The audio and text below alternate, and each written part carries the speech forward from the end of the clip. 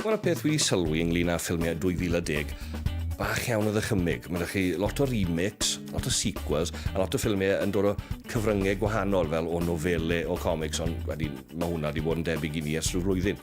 Ond mae'n mynd i fod yn flwyddyn dda i chi fans arswyd. Mae ni fersiwn newydd o The Wolfman, mae chi remake o The Crazies gan George Romero.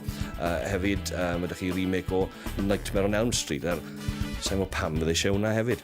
Helo, Ray Morgan ti ma o Gylchgrawn Gadget T3 a wy'n credu bydd 3D yn enfawr yn 2010. Bydd ni 15 yn eich stafell flan chi reit na ar fob bore dydd Sul. Wel, fi'n gobeithio ti beth. A hefyd fi'n gobeithio gweld hoverboards a la Marty McFly o Back to the Future.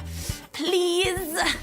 Mae hefyd yn mynd i fod yn flwyddyn dda i fans comics, Iron Man 2, a hefyd Jonah Hex. Nawr, dyw Jonah Hex falle ddim mor adnabyddus, mae'n un o gymeriadau cwmni DC.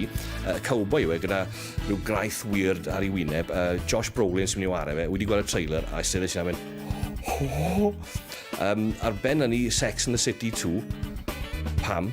Wall Street 2, un o'r fwy pam, a wrth gwrs mynd ni'r bennod ddiwetha o Harry Potter. Haia, Lisa Sima.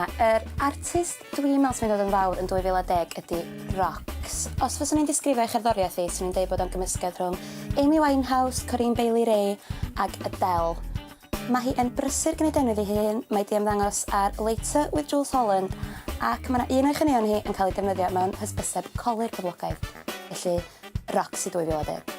Yr unig ffilm wedi gweld sydd yn dod yn agos bron i fod yn wreiddiol blwyddyn nesaf yw ffilm yn enw The Expendables, sydd â just y cast o boes action mwyaf Hollywood ar hyn o bryd. Mae Stallone dy chi, mae Dolph Lundgren, mae Jet Li, Jason Statham, Stone Cold Steve Austin, a mae un o'r cameo gan y gyfynedr ei hunan arni. Dynion mor cyhyrog, pethau'n hwthu lan, lot o arfell ethol. Cewch ar y plant, mi'n siŵr ddech chi wrth eich bodd.